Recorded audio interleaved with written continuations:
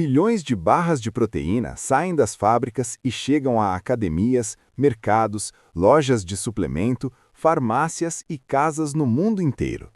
Mas o que parece apenas um snack prático dentro de uma embalagem pequena passa por um processo industrial muito mais técnico, controlado e impressionante do que a maioria imagina.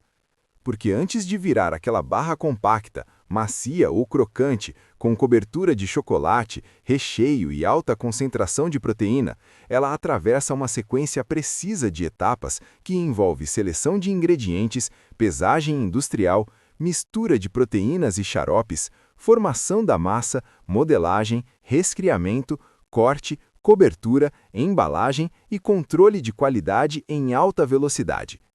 E quando você vê tudo o que acontece por trás desse produto tão comum no universo fitness e alimentar, fica fácil entender por que ele depende de uma operação muito mais complexa do que parece à primeira vista.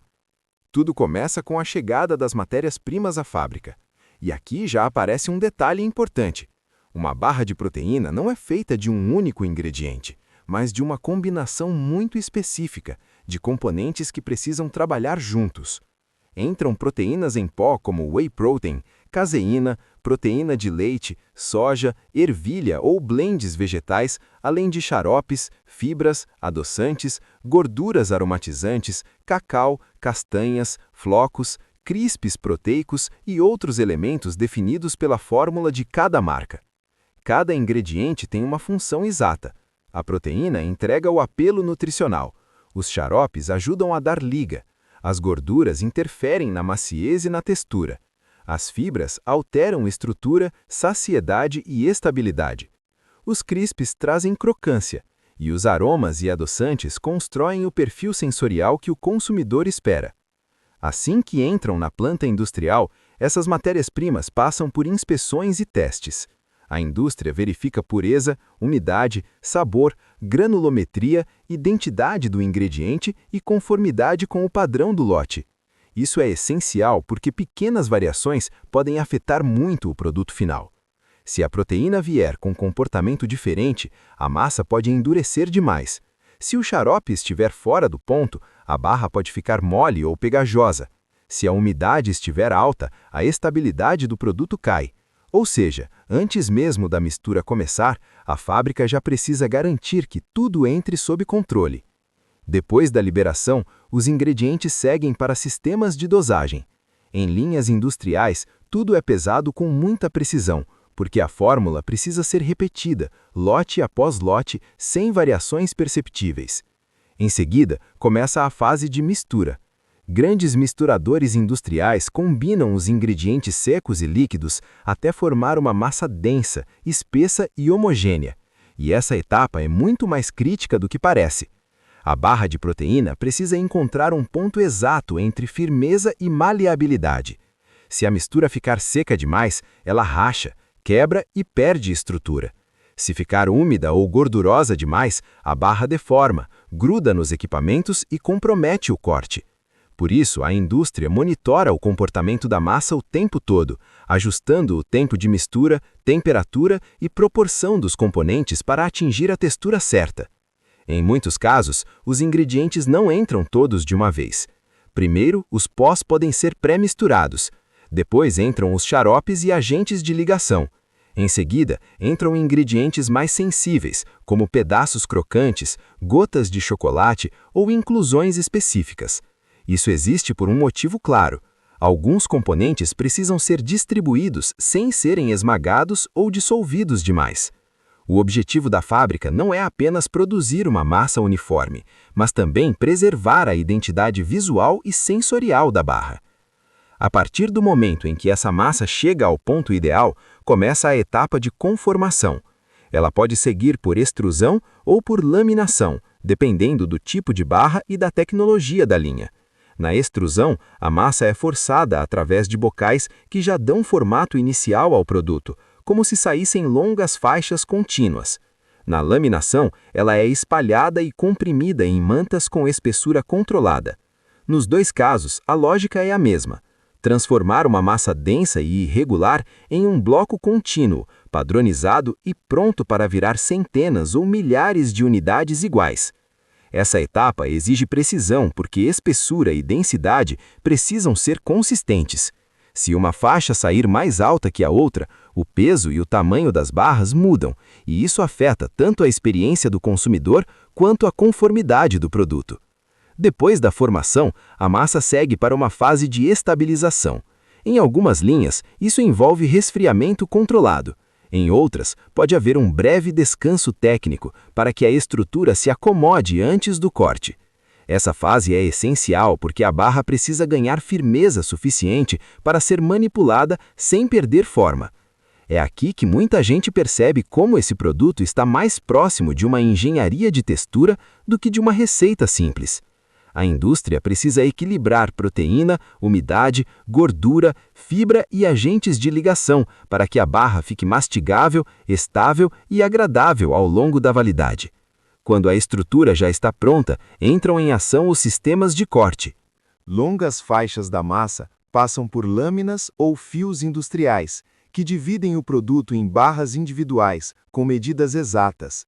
Essa etapa acontece em alta velocidade e a precisão precisa ser extrema.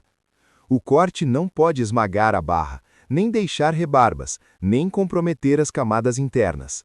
Se o produto tiver recheio ou cobertura posterior, esse cuidado é ainda maior. Em muitos casos, as barras já saem do corte muito próximas da aparência final. Mas em outras linhas, ainda falta uma das etapas que mais chama a atenção do consumidor: a cobertura. Muitas barras de proteína recebem uma camada externa de chocolate, composto lácteo ou cobertura saborizada. Essa aplicação normalmente acontece por banho, cascata ou passagem controlada por túneis de cobertura. A barra atravessa uma cortina de chocolate líquido e sai envolvida por uma camada uniforme, que depois é estabilizada. Parece simples, mas não é. A viscosidade da cobertura, a temperatura da barra e a velocidade da linha precisam estar perfeitamente ajustadas para que o revestimento fique bonito, fino o suficiente e bem aderido. Se a cobertura estiver quente demais, escorre em excesso. Se estiver fria demais, não espalha bem. Se a barra estiver fora de temperatura, a aderência e o acabamento caem. Em algumas versões, ainda entram detalhes extras, como fios decorativos, grânulos, castanhas trituradas ou base crocante. Tudo isso é adicionado em pontos muito específicos da linha, porque cada segundo conta para que o produto mantenha padrão visual e textura correta. Depois da cobertura, as barras passam por túneis de resfriamento. Esse resfriamento é decisivo porque ajuda a firmar a estrutura externa e estabilizar o produto para a embalagem. A temperatura precisa baixar do jeito certo para que a cobertura não fique opaca, não trinque e não descole. Ao mesmo tempo, a parte interna precisa continuar com a textura prevista pela formulação. É um equilíbrio delicado, porque a barra não pode sair dura demais nem mole demais. E se você está curtindo descobrir como um produto tão pequeno passa por tantas etapas até ficar pronto, já deixa o like, porque por trás dos alimentos que parecem mais simples, existe uma indústria muito maior do que a maioria imagina. Quando o produto já está firme e padronizado, começa uma das fases mais rápidas de toda a produção: a embalagem. As barras entram em embaladoras automáticas, que posicionam, envolvem e selam cada unidade em alta velocidade. O material da embalagem não serve apenas para mostrar a marca. Ele precisa proteger contra umidade, oxigênio, luz e contato externo, porque a estabilidade da barra depende muito disso. Em produtos com maior teor de gordura ou ingredientes mais sensíveis, essa proteção é ainda mais importante. Em algumas linhas, há ainda atmosfera modificada ou soluções específicas para preservar textura e sabor durante o armazenamento. Enquanto isso, sensores verificam o peso, presença correta da barra dentro da embalagem, integridade da selagem e leitura de código de lote. Unidades fora do padrão são rejeitadas automaticamente. As aprovadas seguem para agrupamento em caixas, encaixotamento e paletização. Só que o controle de qualidade não termina aí. Durante e depois da produção, amostras do lote continuam sendo avaliadas. A indústria verifica teor de proteína, umidade, textura, resistência ao corte, peso, estabilidade, sabor, aparência e comportamento ao longo do prazo de validade. Isso acontece porque uma barra de proteína não pode apenas sair boa da fábrica.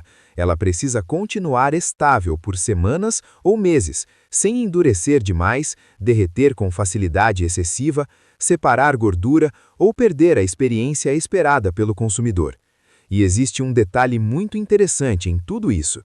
Quanto maior o teor de proteína, mais difícil costuma ser formular uma barra agradável. Isso acontece porque a proteína influencia fortemente a textura e pode deixar o produto mais seco, borrachudo ou duro com o tempo. É por isso que tantas marcas trabalham com blends, fibras, xaropes, gorduras e tecnologias de processamento para encontrar o equilíbrio entre valor nutricional e experiência sensorial. Em outras palavras, a fábrica não está apenas moldando um alimento funcional. Está tentando resolver um desafio industrial em que nutrição, sabor e textura precisam coexistir no mesmo produto. No fim das contas, a barra de proteína que chega até você passou por recebimento e análise de ingredientes, dosagem precisa, mistura controlada, formação da massa, extrusão ou laminação, estabilização, corte em alta velocidade, possível aplicação de cobertura, resfriamento, embalagem individual e inspeção final. Tudo isso para transformar proteínas em pó, xaropes, fibras e outros componentes em um snack compacto, estável e pronto para o consumo. Da próxima vez que você abrir uma barra de proteína, vai ser difícil olhar para ela da mesma forma, porque agora fica claro que por trás daquele produto pequeno, prático e aparentemente simples, existe uma linha industrial precisa, técnica e muito mais complexa do que parece. E se você gosta de descobrir como os produtos mais consumidos do dia a dia realmente são feitos, deixa o like e se inscreve, porque ainda existem muitos bastidores industriais surpreendentes para revelar.